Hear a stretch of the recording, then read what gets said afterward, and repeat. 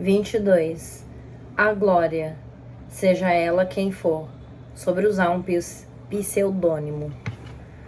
No fim do meu primeiro ano de docência, em tempo integral, num jantar de despedida para me despedir por alguns meses, propus um brinde, à glória, seja ela quem for. Entre as risadas de amigos, levantei a questão da identidade, de nomear. Uma vez que escrevo usando um pseudônimo, sou frequentemente confrontada por leitores procurando uma explicação. Nesta mesma festa de despedida, nomear entrou em jogo porque, para uma das pessoas presentes, eu era conhecida pelo pseudônimo Bell Hooks. De início, era só um nome para a escrita. Então comecei a usá-lo quando dava palestras, para evitar confusões. Bell Hooks é um nome de família. É o nome da minha bisavó materna. No começo, tomei esse nome porque estava publicando um pequeno livro de poemas numa comunidade onde alguém tinha o mesmo primeiro nome que eu.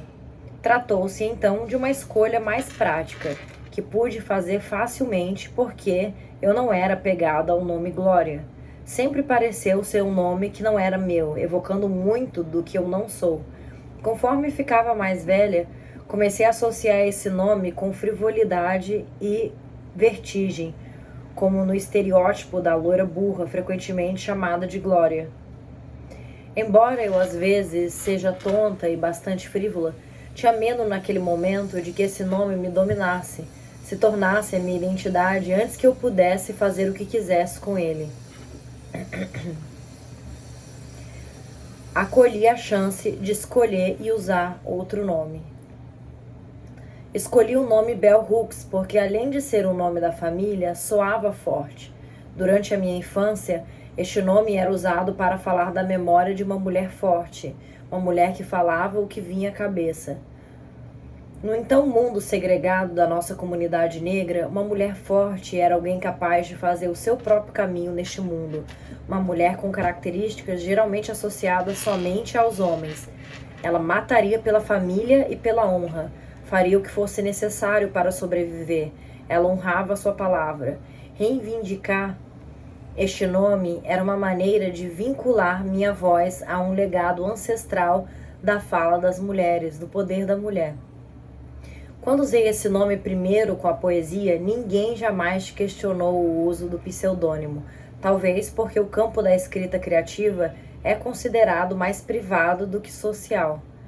Quando comecei a escrever Ain't I a Woman, o pseudônimo começou a exercer um papel muito diferente na minha vida como escritora. A Glória, como eu pensava sobre ela, como me tornava ela, não era alguém particularmente preocupada com política. Eu estava mais preocupada com a vida contemplativa, com a disputa interna pela autorrealização, pela iluminação espiritual.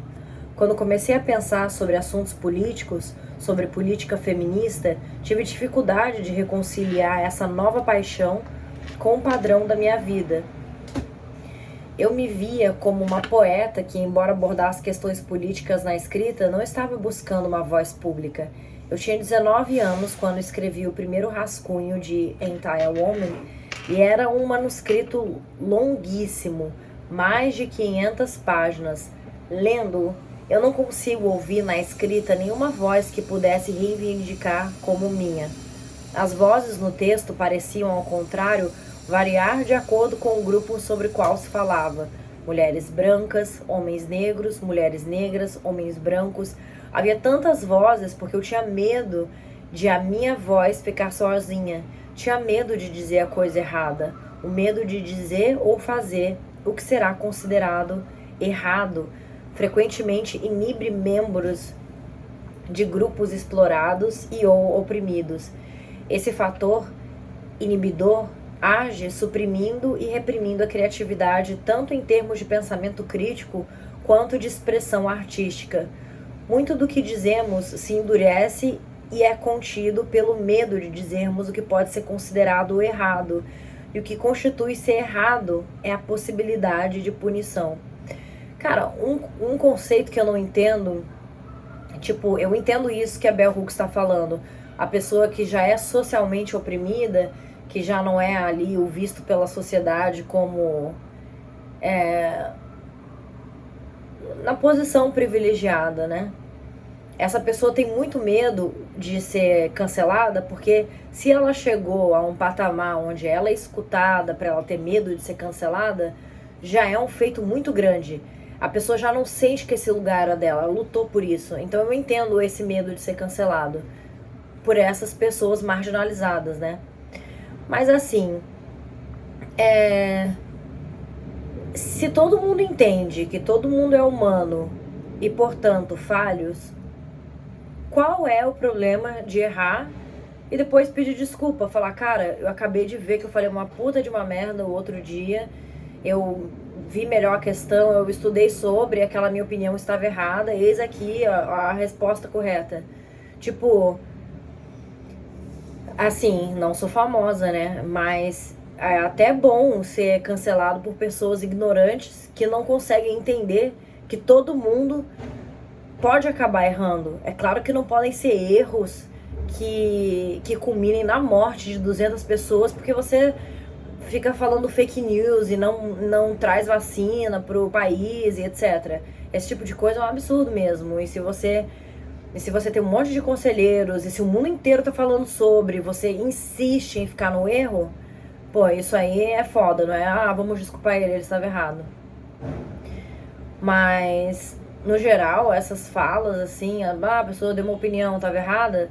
Cara, se você viu que você estava errado, é só pedir desculpa no meu ponto de vista, não? Mostrar que você estava no erro e falar, olha, eis aqui um pensamento mais assertivo sobre X assunto.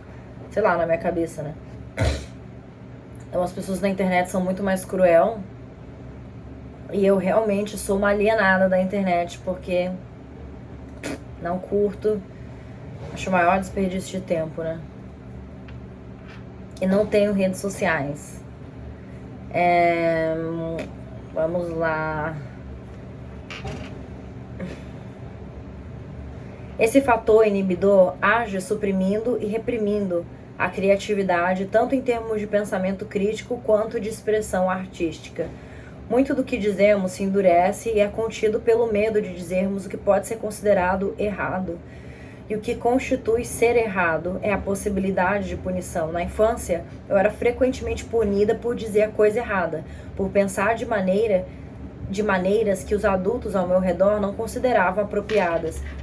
Essa primeira socialização teve um tremendo impacto na minha capacidade de autoexpressão. Como estratégia de sobrevivência, muitos indivíduos de grupos oprimidos aprendem a reprimir ideias, especialmente aquelas consideradas opositoras. Da escravidão em diante, as pessoas negras nos Estados Unidos aprendemos a nos resguardar em nossa fala. Dizer a coisa errada podia levar a punição severa ou à morte. Esse padrão de expressão contida ainda continuou durante muito tempo depois do fim da escravidão, uma vez que a opressão racial permaneceu como norma social. Pessoas negras ainda percebiam ser necessário limitar a liberdade de expressão, empenhar-se na autocensura. Muitas pessoas negras mais velhas foram criadas em ambientes racialmente segregados, onde dizer a coisa errada, especialmente para uma pessoa branca, podia levar ao castigo. Frequentemente, os nossos mais idosos diziam que nos puniam para nos ensinar o nosso lugar, para nos manter na linha. Assim, não seríamos castigados por pessoas brancas, não seríamos destruídos. Tais atitudes tiveram um profundo impacto na forma como crianças negras foram criadas e na nossa capacidade para expressão criativa. Quando penso sobre isso, me vem à cabeça a imagem da mulher negra que conheci, porque nós duas éramos compradoras assíduas nos brechós do Exército da Salvação. Estávamos lá todo dia. Ela quase sempre trazia para a loja uma neta bem novinha, uma menina de 3 ou 4 anos. Dizia essa criança para ficar quieta até que chegasse a hora de voltar para casa. Mesmo se a avó fizesse compras por horas, ela não podia conversar, rir ou brincar e certamente não podia ficar circulando por lá. Só falava quando tinha permissão. percebi o quanto tanto pessoas brancas quanto negras frequentemente faziam comentários positivos sobre a obediência, o bom comportamento da menina. Eu imaginava o que acontecia com ela na escola, se era capaz de conversar, com medo de falar. Será que ela algum dia recuperaria os espaços extremamente criativos dentro de si própria, depois de anos de aprendizagem de silêncio, obediência? Não é um legado fácil de se desfazer. Depois de anos ouvindo pessoas me dizerem que eu falava coisa errada, sendo punida, tive que lutar para encontrar minha própria voz, para sentir que podia falar sem ser castigada. Escrevendo Ain't I a Woman, fui obrigada a enfrentar esse medo de me expressar. Esse esforço parecia impossível. Como Glória poderia encontrar sua voz, falar firme e diretamente, quando eu estava tão acostumada a encontrar maneiras de expressão veladas, abstratas, pouco claras? Para mim, o pseudônimo tinha uma função muito mais terapêutica. Através do uso do nome Bell Hooks, fui capaz de reivindicar uma identidade que me garantia o direito à fala. Glória, como eu tinha construído, deveria levar uma vida monástica, espiritual, ou a vida de uma escritora reclusa e solitária.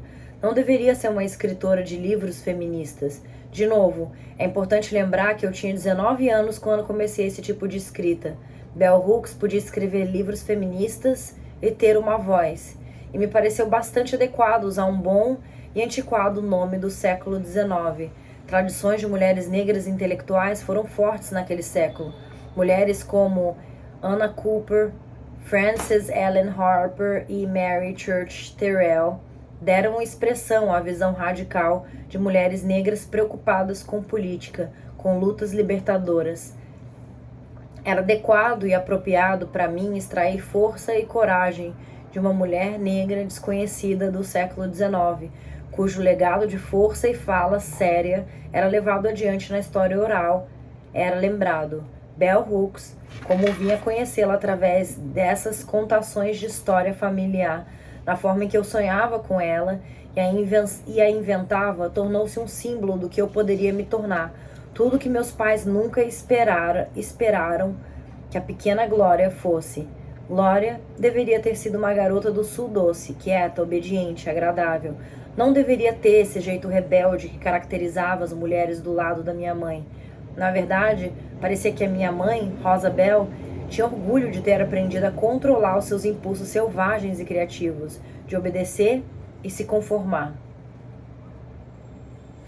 Escolher esse nome como pseudônimo foi um gesto rebelde.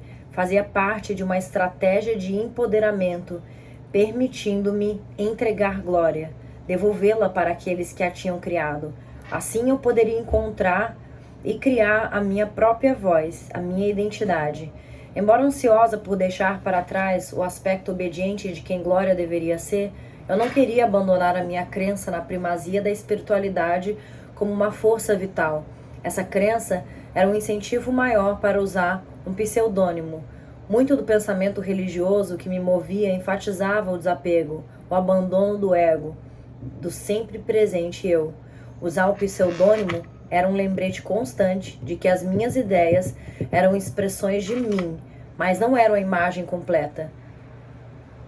Eu não queria estar hiperidentificada com essas ideias, tão apegada a elas a ponto de ser incapaz ou não estar disposta a mudar perspectivas, abandoná-las se necessário, admitir os erros em meu pensamento. Isso era especialmente importante à medida que muitas hipóteses que eu tinha sobre a experiência de mulheres negras eram desafiadas por um novo material que eu encontrava. Estar sempre consciente de que eu não estava criando uma identidade minha nesse trabalho, mas somente compartilhando ideias, era crucial para o meu crescimento intelectual.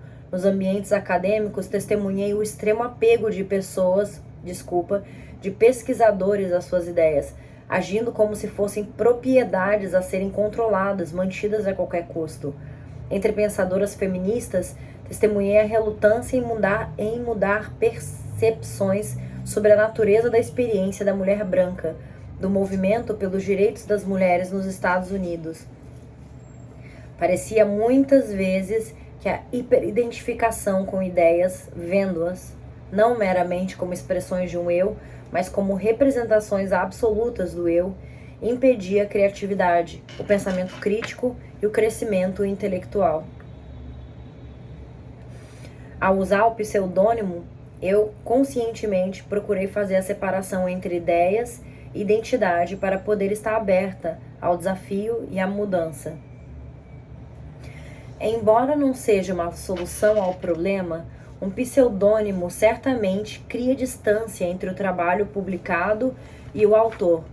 No nível da experimentação, eu estava curiosa sobre como usar um pseudônimo afetaria a maneira pela qual eu veria a mim mesma, a maneira como veria o meu trabalho. De início, não estava certa de que isso me permitiria sentir uma distância, não só entre mim mesma e o trabalho publicado, mas em relação às respostas a esse trabalho. Achei que essa distância criada artificialmente teria pouco impacto, o que se provou não ser o caso. Quando o livro publicado chegou pelo correio, segurei-o nas mãos e, olhando o nome Bell Hooks, senti uma distância que eu sabia que não estaria lá se o meu primeiro nome estivesse na capa. Então, olhando o layout da capa, refleti sobre a ligação entre Bell Hooks e o título. Bell Hooks escrito em letras minúsculas e Ain't I a Woman todo escrito em letras maiúsculas. Para mim, as questões de identidade foram levantadas pela ausência de aspas em torno da pergunta Ain't I a Woman? Nenhum comentário nas páginas internas reivindicando aquelas palavras como propriedade de Sojourner Truth, cujo nome de nascimento, Isabelle Bunfree, fora descartado, pois ela afirmava que quando deixou a escravidão queria deixar todos os sinais do cativeiro para trás. Com o nome Sojourner Truth, ela evocava tanto o seu novo chamamento político revolucionário quanto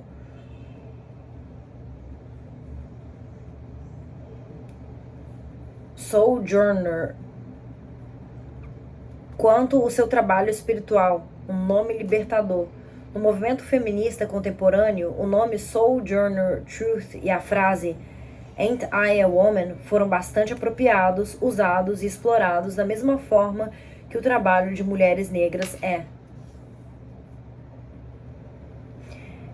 Ain't I a Woman é o nome pelo qual ficou conhecido um discurso proferido pela ex-escravizada e líder abolicionista norte-americana Sojourner Truth, que viveu entre 1797 e 1883, em uma convenção de mulheres ocorrida na cidade de Akron, no estado de Ohio, nos Estados Unidos, em 29 de maio de 1851. Da mesma forma que o trabalho de mulheres negras é utilizado e explorado no patriarcado capitalista de supremacia branca, significativamente, eu não achava que estava mascarando a identidade de Sojourner Truth ou reivindicando as palavras dela como se fossem minhas. Em vez disso, eu reivindicava a experiência que elas evocavam, desviando a atenção da identidade pessoal da falante para as próprias palavras e o significado que elas evocavam, como deve ser. Minha atenção de que essa frase ainda era uma questão contemporânea que mulheres negras vêm sendo obrigadas a levantar conforme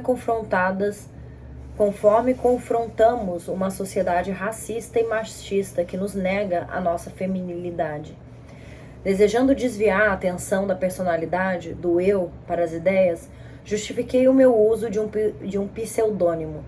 Na minha perspectiva, os cultos à personalidade limitavam severamente o movimento feminista, pois com frequência parecíamos estar mais engajadas com quem falava e escrevia do que com o que se estava dizendo. Vivendo como vivemos, numa cultura que promove o narcisismo, que o encoraja porque desvia a atenção da nossa capacidade de formar compromissos políticos que abordem questões além da identidade, eu queria construir um trabalho que distanciasse a personalidade e a identidade do falante do assunto sobre o qual se fala. A minha esperança era de que o texto fosse mais atraente, mais lido, não pelas impressões pré-concebidas e pelas ideias sobre a escritora, uma vez que Bell Hooks era uma escritora e pensadora desconhecida, Era impossível para os leitores se referirem a uma personalidade. O ponto do pseudônimo não era mascarar, esconder a minha identidade, mas mudar o foco, torná-la menos relevante. O livro foi protegido por direitos autorais no meu nome verdadeiro, que aparecia na página de rosto. Quando foi publicado pela primeira vez, alguns leitores críticos sugeriram que eu usava um pseudônimo para evitar assumir a responsabilidade por esse trabalho terrível e ultrajante. Diferentemente do que ocorreu no campo da escrita criativa, o uso de um pseudônimo para fazer trabalho acadêmico, crítica social, era considerado inapropriado e inaceitável, uma ação suspeita. Certa editora concordou em publicar o livro se eu não usasse o pseudônimo. Respostas como estas permitiram que alguns críticos pusessem ainda mais valor na identidade pessoal como meio de reforçar suas críticas. Ironicamente, o uso do pseudônimo falhou como estratégia para desviar a atenção para longe da personalidade. Conforme o livro era mais lido, conforme os leitores queriam conhecer mais sobre a autora, conforme eu começava a discutir o trabalho publicamente, eu era sempre questionada sobre a minha opção de usar um pseudônimo. Era desencorajada, sobretudo, quando aquilo era o assunto principal que a plateia queria discutir depois de uma palestra. Escrevo este ensaio, por um lado, como uma resposta a esses questionamentos. Dentro dessa sociedade capitalista, consumista, o culto da personalidade tem o poder de incluir ideias, de transformar em produto a pessoa, a personalidade, e não o trabalho em si. Estratégias de propaganda e marketing reforçam a ênfase na pessoa como produto. Quando isso é acoplado ao desejo de escritores por reconhecimento, pela consideração da nossa presença e também do nosso trabalho, ficamos vulneráveis à exploração. É essa área do ego que cria o foco narcisista sobre o eu que pode, como dizia minha avó, levar à perda da alma. Um tempo atrás, ouvi a escritora negra Ann Petrie, com seus 70 anos, falando sobre como os cultos da personalidade, especialmente no modo como afetam a vida do escritor, encorajam uma fragmentação do eu que ameaça a capacidade de ser inteiro. Falando sobre o seu próprio sucesso nos anos 1940, ela tratou de como o foco do público em sua vida pessoal começou a obscurecer a sua identidade como pensadora e escritora. Foi especialmente emocionante ouvi-la falar sobre como tamanha atenção em sua identidade pessoal, naquele momento, a fizera sentir como se estivesse deixando pedacinhos de si aqui e ali.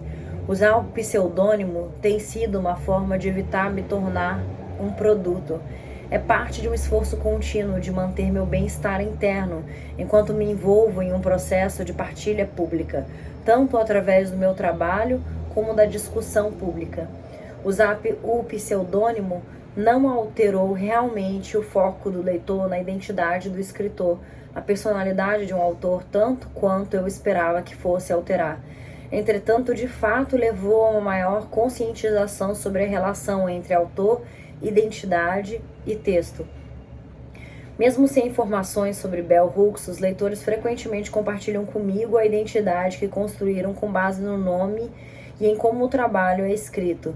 É interessante para mim chegar a lugares onde Bell Hooks vai falar e encontrar pessoas esperando que ela apareça, certos de que vai haver alguma coisa sobre a maneira como se apresenta, alguma coisa que o nome e o trabalho tenham sugerido, que permitirá que essas pessoas a reconheçam, como ela é, como vai se portar.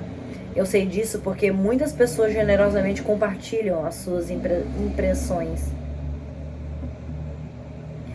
Com frequência, mulheres me dizem que imaginavam que Bell Hooks fosse uma mulher maior, com uma voz poderosa. Eu imagino se tais percepções se justificam por imagens estereotipadas da feminilidade negra, nas quais a mulher negra, assertiva, que fala o que vem à mente, é representada como fisicamente grotesca. Em outras ocasiões, testemunho a decepção de leitores que inventaram uma Bell Hooks que eu não incorporo. leitores que se sentem desapontados ou até traídos pelo meu nome verdadeiro. A interface entre eu como pessoa real e autor invisível me força a examinar as nossas obsessões com a personalidade, com as representações do eu. Um tempo atrás, entrei numa cozinha cheia de mulheres negras esperando para dar as boas-vindas a Bell Hooks. A primeira impressão foi de surpresa. Eu não era como elas tinham imaginado. Tivemos uma discussão divertida sobre como as pessoas imaginam que eu sou e falamos sobre como enfatizamos excessivamente a aparência das pessoas. Cara, eu daria um Google antes para saber como é a pessoa. Sei lá, eu sou curiosa. Outro aspecto de usar um pseudônimo é que frequentemente ouço perspectivas sobre o meu trabalho de pessoas que não sabem de início que estão falando com a autora. Às vezes, isso é desconcertante e bastante divertido.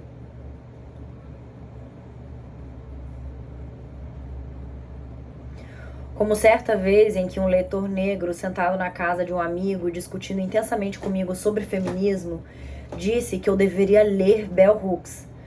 Ou quando me mudei, a minha vizinha da porta do lado, ajudando a carregar as tralhas para o apartamento, falou sobre trabalhos feministas e deu uma ótima resenha de Ain't I a Woman, encorajando-me a lê-lo.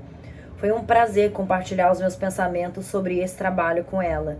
Descrevo esses breves fatos, dentre muitos outros, porque tem sido parte da experiência, do jogo construtivo de que usar um pseudônimo é se envolver em e com.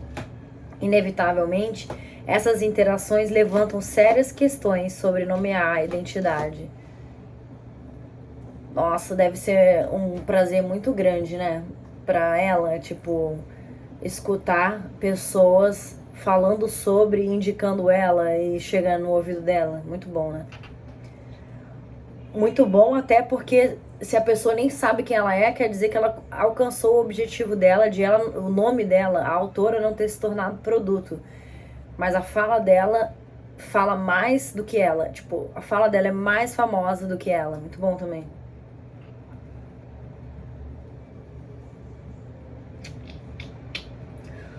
Nomear é um processo sério, é uma preocupação crucial para muitos indivíduos de grupos oprimidos que lutam pela autorrecuperação, pela autodeterminação. É importante para pessoas negras nos Estados Unidos. Pense nos muitos escravizados afro-americanos que se renomearam depois da emancipação ou no uso de apelidos em comunidades folclóricas tradicionais, onde tais nomes dizem algo específico sobre o portador. Em muitas tradições folclóricas do mundo, como entre os Inuit e os aborígenes australianos, nomear é uma fonte de empoderamento, um importante gesto no processo de criação. A primazia dada ao ato de nomear é como um gesto que molda e influencia profundamente a construção social do eu, como em tradições folclóricas afro-americanas do sul dos Estados Unidos. O nome é percebido como uma força que tem o poder de determinar se o indivíduo será ou não completamente autorrealizado, se ele ou ela será capaz ou não de realizar o seu destino, encontrar o seu lugar no mundo. Para mim, nomear tem a ver com empoderamento, além de ser também uma fonte de tremendo prazer. Eu nomeio tudo: máquina de escrever, carros, a maioria das coisas que uso. Isso me dá alguma coisa. É uma forma de reconhecer a forma vital em todo objeto. Assim que a Bela e eu nos mudamos para esse apartamento, a gente tinha nomeado todas as nossas plantas. Uma era Carmen, a outra era Crislaine. Fomos nomeando, né? E aí, conforme elas morriam, eu me senti muito mal por ter nomeado elas, porque aí eu realmente me senti assassina de alguém, sabe? Aí eu pensei, nossa, melhor não nomear as plantas, né? Melhor, sei lá, porque aí dói mais, né, de saber que você foi responsável pela morte de alguém. Bom,